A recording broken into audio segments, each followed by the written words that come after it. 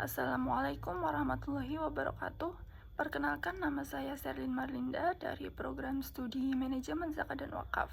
Kali ini saya akan memaparkan materi mengenai etika produksi, distribusi, dan konsumsi. Yang pertama, produksi. Produksi adalah kegiatan yang dilakukan untuk menghasilkan barang atau jasa, yang mana barang atau jasa itu nanti dapat memenuhi kebutuhan dari konsumen. Tujuan dari produksi dalam perspektif Islam yaitu untuk menyediakan barang dan jasa yang dapat memberikan kemaslahatan bagi konsumen. Yang kedua adalah menemukan kebutuhan masyarakat dan pemenuhannya. Yang ketiga, menyediakan barang dan jasa untuk di masa depan. Yang terakhir yaitu pemenuhan sarana sosial dan kegiatan untuk beribadah kepada Allah. Selanjutnya yaitu ketentuan produksi. Yang pertama, penjaminan mutu produk. Yang kedua, pemilihan barang produksi. Dan yang terakhir, penentuan barang yang akan diproduksi. Islam telah menetapkan 5 hal pokok yang harus dijaga kelangsungannya. Yang pertama, perlindungan terhadap agama. Yang kedua, perlindungan terhadap jiwa. Yang ketiga, perlindungan terhadap akal. Dan yang keempat, perlindungan terhadap keturunan. Dan yang terakhir, perlindungan terhadap harta benda. Etika produksi dalam Islam yang pertama adalah halal. Setiap apa yang diproduksi, baik barang ataupun jasa, harus halal zatnya. Hal ini sesuai dengan Quran Surah An-Nahl ayat 114.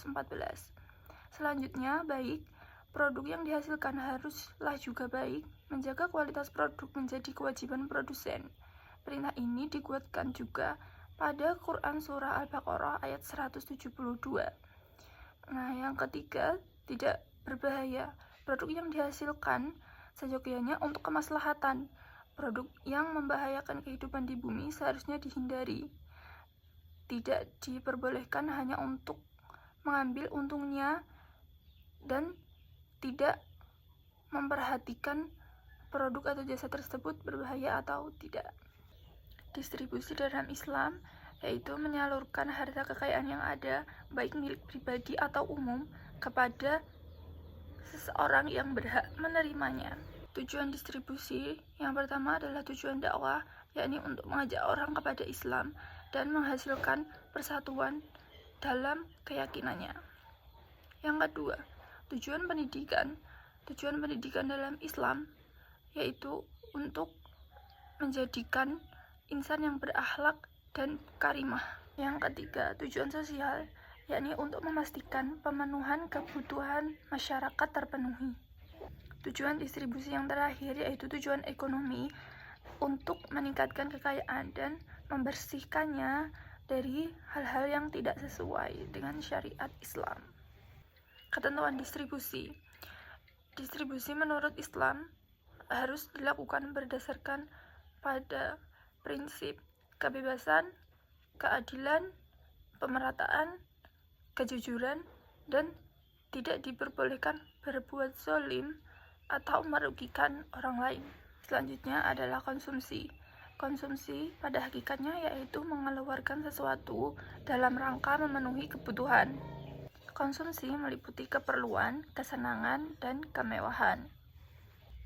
Etika konsumsi dalam perspektif ekonomi Islam adalah yang pertama, memperhatikan prioritas dari kebutuhan. Yang kedua, mengkonsumsi produk yang halal. Dan yang ketiga, memperhatikan konsumsi, yaitu yang halal lagi baik.